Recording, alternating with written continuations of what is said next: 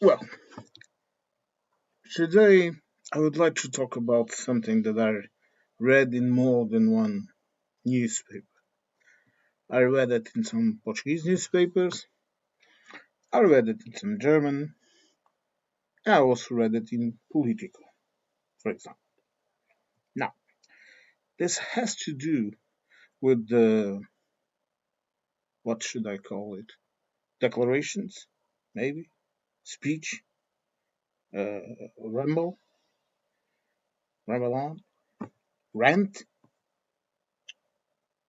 of Mr. Trump when he was talking about how he dropped his pants and said yay to the Chinese because his economy is fucked. Now, in this instance, I'm not going to talk about it. I think I already talked about it, and there is really no need to talk about it. What happened is what I and a lot of other people too said. Drop the tariffs, return to sender, but nothing will ever be the same because China now knows it has the absolute upper hand. Okay, now I'm going to be reading it for your entertaining. Mr. Trump, the EU is nastier than China. This was the 12th of May. Let's see what he's saying about us. I am in the EU too. Okay. European Union is in many ways nastier than China. Okay. Oh, they'll come down a lot. You watch, we have all the cards. They treat us very unfairly. Sorry, but I always enter in the accent whenever I read what this lunatic is talking about. What did he say? Well, yeah, this is true. Last week, before last week, he was he had very warm words, compliments to the European Commission president, maybe because she's a woman, Ursula von der Leyen, is fantastic, adding he hoped that they would meet soon. I'm sure Mrs. von der Leyen, sorry, is ecstatic in meeting Mr. Smelly Trump. Uh, Look, and this one now will be a direct quote from Politico. Please go check their channel, go watch their news, go subscribe to their services, whatever. Okay. Remember this is not monetized. This video. Okay. Now this is more or less true, although not that true. Brussels last week dangled a list of potential concessions, including regulatory easing and joint efforts to curb Chinese oil production, and threatened tariffs on 95 billion worth of US goods if the talks stop. So this is the current position of the EU. And of course, Peter Navarro condemned the mood counteroffensive as provocative. No, because they have all the cards, you see. No, yeah. Mm. So he's so little because now he will cut the recent tariffs on Chinese imports from 145% to 30%, and the Chinese will drop from 125 to 10%. So basically, it will return to the exact absolute, almost the same as it was before, and it's just temporary for 90 days. So no business can no business can make long-term plans, and considering how much time a ship takes from leaving China to arriving to the USA, vice versa. And if last week he was talking very warm words about the EU, and now you say they are bad, very bad, they're going down, they're going down. For God's sake. Uh, has he seeks, also from political, to repair perceived injustice in the way Europe has treated the US? I don't think so, but Trump imposed a 10% baseline tariff as well, pardon me, as a 25% levy on cars and metals, with more tariffs underway to try bring home manufacturing jobs home that were lost to globalization. Um, okay. Now, going to give my opinion about this. First of all, you cannot trust a single word this man says, because someone that says something last week and says another right now, either that person is suffering from dementia and forgets what he said, or that person is lying and you cannot trust a single word that he says. And this is how any decent businessman will look at it. Because you see, I have talked about this, but I will talk with it. Now, I was born into a business, okay? Not a rich one, okay? We all worked in the business and hand handwork, no manual work, okay? Bakers and patisserie makers and cake makers, we also very sweet. And me personally, I stopped working in it in my late 20s. Okay, but I was and still am technically uh, a master baker, you would say, and assistant master patisserie maker. Okay, 1 degree below. So ever since I was a kid, I really had a sense of what the business was. I worked hard, and I liked to work with my dad, with my grandfather also. I liked to learn things. I learned a lot. I taught myself accounting. I taught myself a lot of things. And I was always curious about how business worked because I also liked history. So I like to understand how economy is such a fundamental part of our societies. I would say that we can live without religion, we can even live without freedom, okay?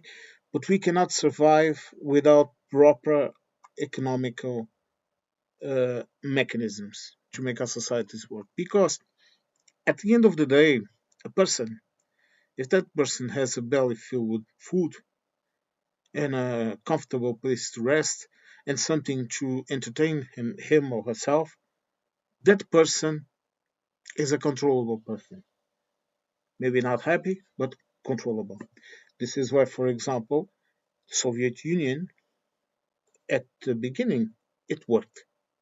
Why? Because people had jobs, because people had food, because people had peace, and then when corruption installed itself in the system, then people understood that it did not work, and it does not work.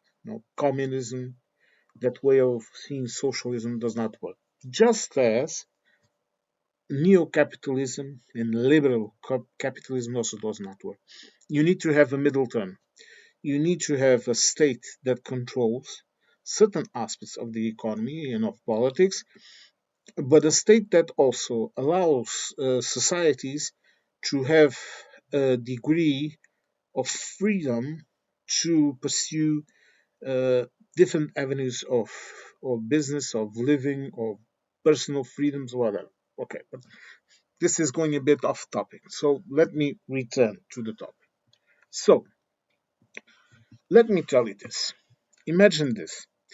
You are a toy maker in China, okay, and you have several clients in the US. You have a client that orders you, I don't know, 100 Barbie dolls or whatever, and you sell those Barbie dolls to the seller at a designated price, okay? And then you put those dolls in a ship that the buyer is probably, it depends of the business agreements that you have, but usually it's the buyer that pays the costs to bring the goods into their country. Okay, there are exceptions. Attention, there are exceptions because you might have different agreements with your buyer. For example, the buyer might tell you, "Look, I will buy you the dolls for 100 euros. I will pay for you to hire someone to send it over here, but you will have to pay a part of this, okay? We have to split this difference in order for me to lower the price of the dolls enough around here so I can make business. And if I sell them all, my friend, I will buy 200 next time, okay? And you as a businessman, you take that chance. But a fundamental part of all of this, and that a lot of people still have not understood. I see people in the UK that do not understand this. I see people here that do not understand this. Is a simple fact. A business is there to make a profit. I will repeat this again. A business is there to make a profit. Even if it's regulated by the state, the amount of profit that you can have, still a business is there to have a profit. They are not there to provide services for free or without an intention or without a purpose or without a profit. It's the fundamental basis of it all. And in a very simple way, suppose this. If I spend a total of 10 euros producing a product, I will not sell it to you for 10 euros. I will not even sell it to you for 20 euros. I will sell it to you for 30 euros. 10 euros to pay for my costs and 20 euros for my profit. And then inside that margin of my profit is where I can play because that profit will be for example, to support my business, okay, to make it grow. mm, And this beyond the costs of production that also include the salary of my work people, for example, the people that work for me, my employees. Okay, but I have to have an enough big margin I can play with. And why do I need that margin? Because it's in that margin of the 20 euros in this case, that I will be able to gamble. Business is always a gamble.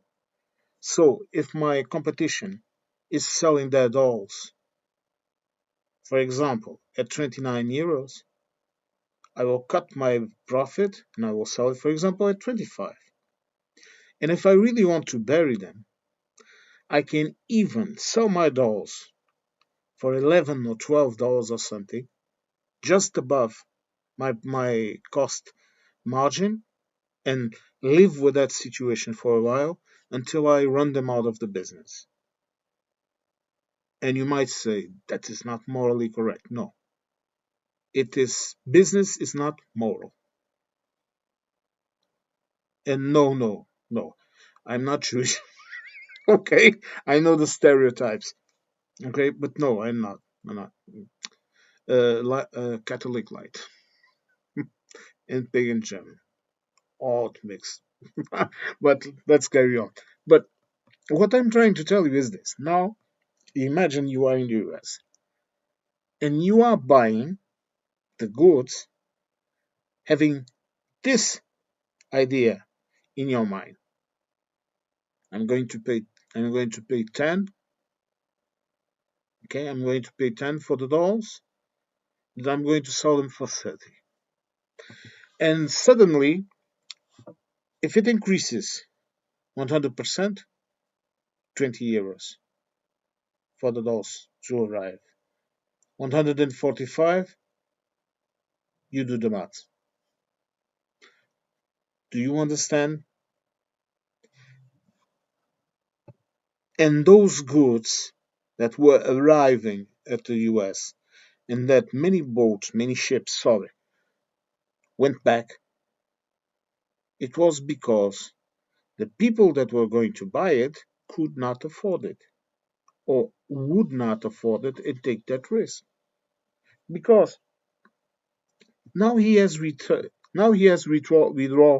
the tariffs. I ask you this. If a ship takes, I don't know, 40 days maybe, I don't know. I have absolutely no idea to arrive from China to the US, would you take that risk of buying those goods there at a price that is now, what, how much was I saying?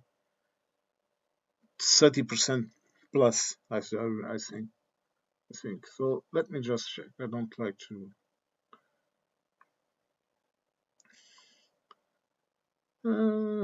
God, sorry. But yes, 30%. It's the current tax for 90 days. Would you risk yourself to buy those goods at a 30% tariff that you will pay? Because this is another thing you don't understand. The buyer pays the tariffs, not the exporter. Because the exporter tells you like, oh, you want my goods? Okay, I have no business with the taxes your government is imposing. If you want to buy them, you buy them. If you don't want to buy them, you don't buy them. I will sell them elsewhere. This is what's happening because I have seen a lot of videos online of supposed protests in China. Well, first of all, there are protests in China, but for different reasons. Even if the Chinese government tries to hide it, it comes out. Now, even talking with the local Chinese living in your town or whatever, and that if you have enough trust with that person, they will tell you this sometimes happens. They complain about the level of their salary, then the party representative goes and meet them and talks with them and blah blah blah and blah blah blah. Okay, this is the current situation there. It's not something out of the blue. But having videos with people that just because they are Asian does not mean they are Chinese, and I've spoken about this in a video I think or in a comment where they were using some footage of some Myanmar people protesting against the government and said, "Look, the Chinese they are crumbling. Their economy is crumbling." I cannot understand a person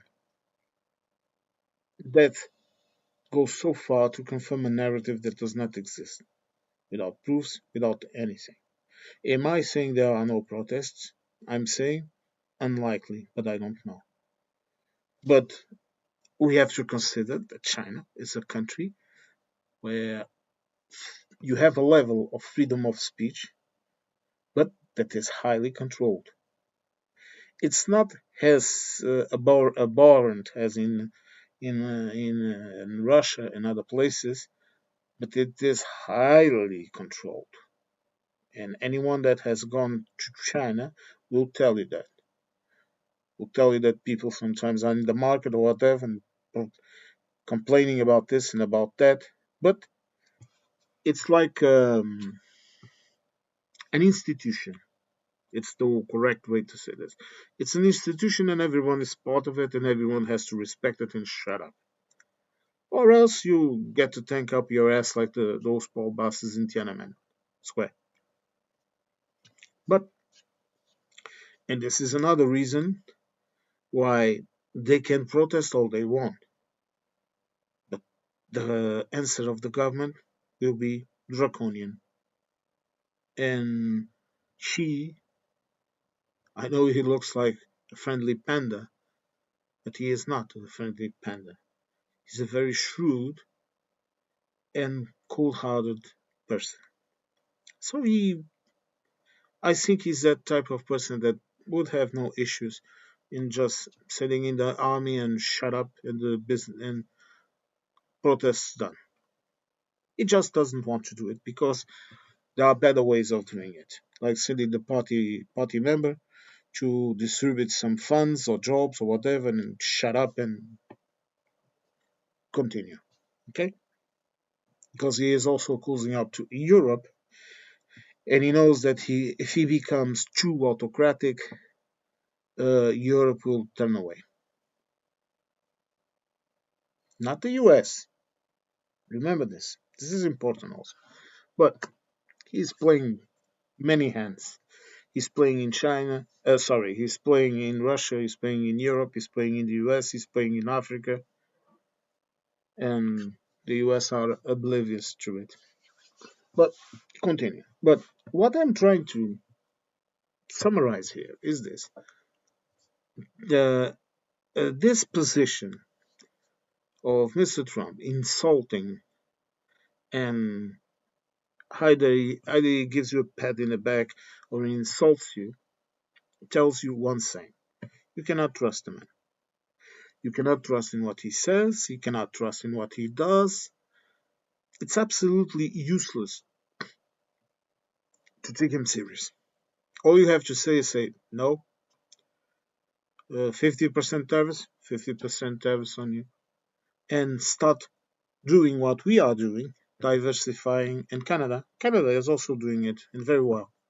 Diversifying our markets to be as little dependent on the US market as possible. We were doing it we are doing it in an accelerated rate with our army defense and all of that, and we will do it with economy. It will just take a while. And while this situation is going on, the best thing is to just let it go.